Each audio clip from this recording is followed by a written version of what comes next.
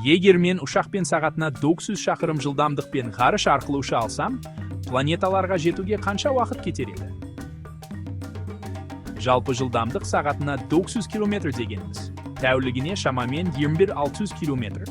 Немесе жылына шамамен 7,9 миллион км. Осыны есте сақтаңыз. Бірінші аялдама – Ай. Ол бар болғаны 384-400 км қашықтықта орналасқан. Сағатына 900 км жылдамдықпен мен шамамен 18 күнде жетер едім. Бұл өте ұзақ ұшу. 36 есе көп. Венера ең жақын келгенде шамамен 41 миллион километр. Жылына 7,9 миллионға бөлсек, шамамен 5 жыл. Бұл университет бітіру, оған қоса 1 жыл демалыс. Марс жақын келгенде шамамен 55 миллион километр. Шамамен 7 жыл деп алайық. Аспандағы қызыл нүкте үшін бір ұзақ миссия. Меркурий ең жақын келгенде шамамен 27 миллион километр. 10 жылға жуық. Ішкі күн жүйесінің ең жылдам планетасына жету үшін тұтас 10 жылдық. Енді қызық болады. Юпитер ең жақын келгенде шамамен 588 миллион километр. Бұл шамамен 75 жыл. Жасөспірім болып бастап, шөбірелі ата әже болып жетесіз. Сатурн шамамен 2 миллиард километр. Шамамен 150 жыл. Екі өмір бойы сақиналарды көру үшін, егер жанармай мен тамақ жетсе.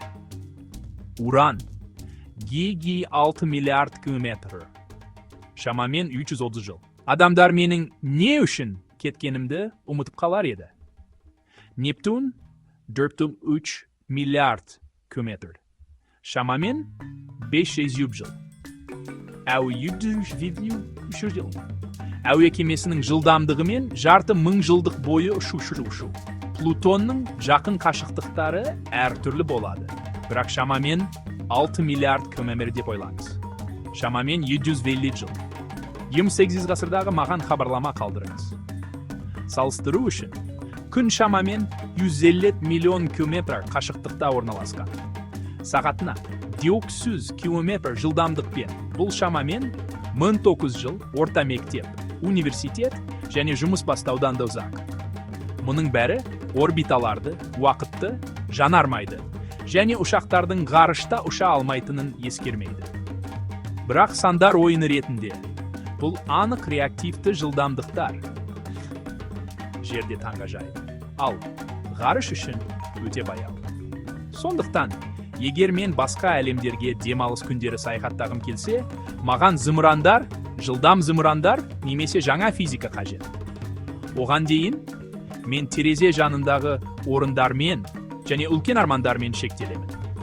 Уақытты ескере отырып, сіз қай планетаны таңдар едіңіз?